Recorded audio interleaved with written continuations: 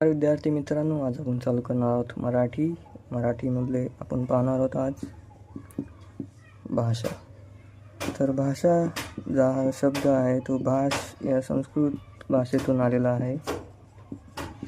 संस्कृतमध्ये भाषेचा अर्थ असतो बोलणे व व्यवहार करणे.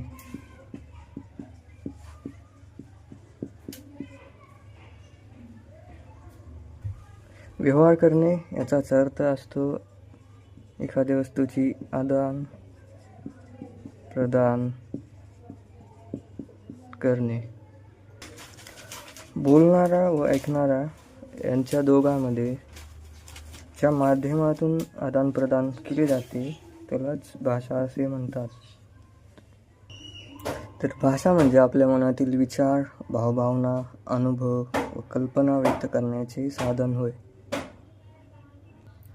भाषेद्वारे आपण आपल्या मनातील भावना, विचार, अनुभव, कल्पना व्यक्त करत असतो. तर आता आपण पाहूयात भाषेची वैशिष्ट्ये. भाषा ही नदीच्या प्रवाहाप्रमाणे बदलत असते. जी स्थळ, काळ, व्यक्तीपरत्वे बदलते. संस्कृतीचे जतन व संवर्धन भाषेमुळे शक्य होते.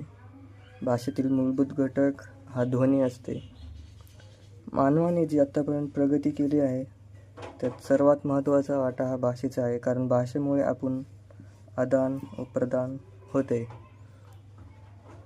भाषेचे रूप हे ध्वनित्मक असते. तर बरेचदा PYQ म्हणजे प्रिव्हियस इयर क्वेश्चन्समध्ये हा प्रश्न येऊन गेलेला आहे.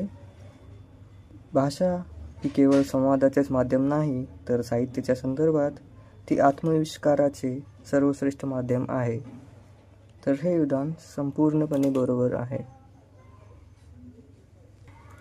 तुम्ही व्हिडिओ इथपर्यंत पाहिला त्याबद्दल धन्यवाद.